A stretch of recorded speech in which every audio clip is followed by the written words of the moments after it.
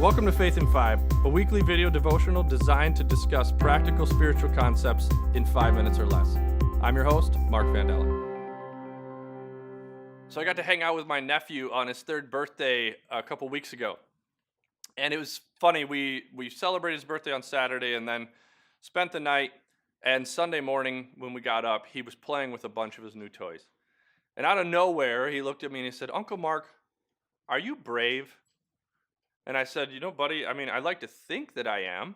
Why do you ask? He said, "Okay, come with me, because where we're going, you have to be brave." And I had no idea where we were going, but he had an armful of his new toys in one arm, and then grabbed my hand in the other and led me into his parents' bedroom, the way back corner of the house, and into the closet where it was pitch black. And he said, "It's spooky." And I said, "Yeah, it is. It's spooky, but what if I'm not brave?" And he said, "It's okay. Hulk and Iron Man and Captain America will protect us."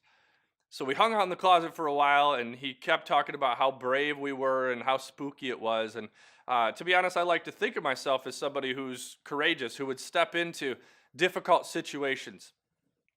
And I tell you that story because we're starting a new series based on Brené Brown's book, Braving the Wilderness. And in that, she talks about how we need to have 3 things to be able to be courageous in this life. We need to have a strong back, we need to have a soft front, and we need to have a wild heart.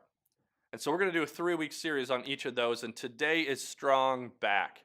How do we step into these places where we need courage and we need to be brave even when we're all alone?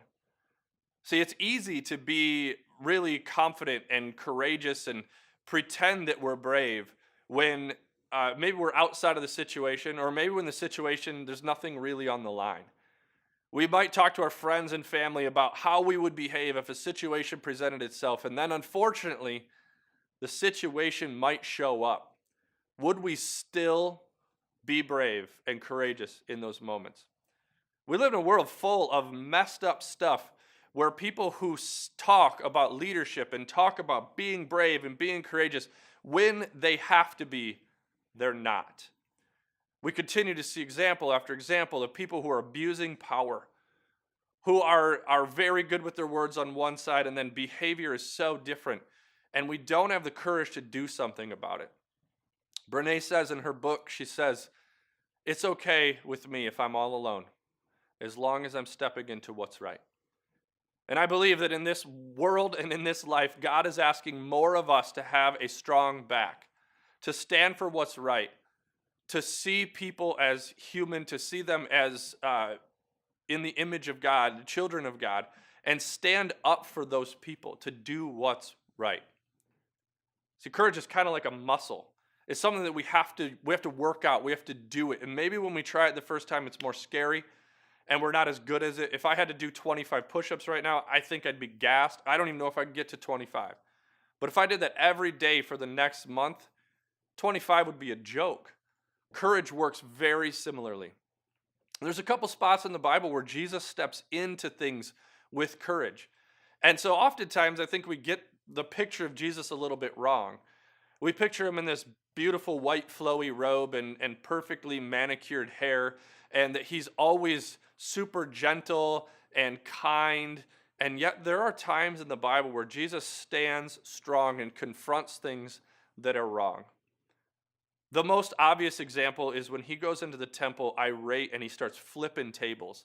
In Matthew 21, 12 through 14, it says, "Jesus entered the temple, and he began to drive out all the people buying and selling animals for sacrifice." See, these people were profiting on God. They were profiting on religion.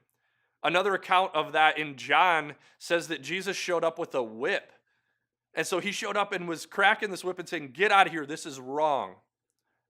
I think that's a really good instance of us understanding when something's very, very wrong, how we might behave. But I do think it's an outlier.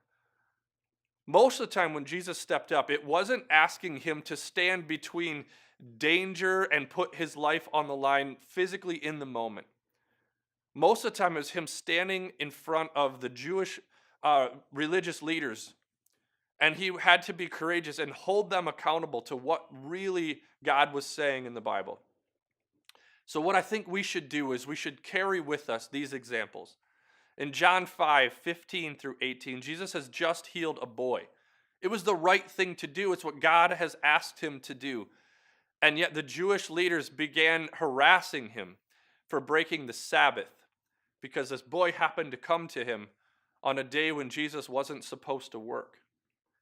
And this is Jesus' response. He says, "My Father is always working, and so will I." Now, when I sit with people and I coach people and they're facing difficult things, I try to encourage them to step into difficult spots. Again, I use that muscle analogy. Go do some push-ups here and see if it gets easier. And then I always say, you're not going to die. What's the worst that can happen? But the crazy thing is, in the Bible, it says the Jewish leaders tried all the harder to find a way to kill Jesus.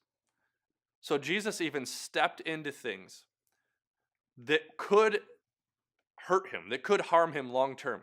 He was willing to step into it because he needed a strong back, because there are people that needed him. And I believe in our faith, there are people right now that need us, that there are situations that will present themselves for us to need to be courageous. And I want to ask us, with our faith, as we live out our faith this week, look for the places that we need to step up, that we need to stand strong, that we need a stiff, strong back, and that we can speak truthfully for God and call these things that are going wrong out, that we would do the right thing when it matters most.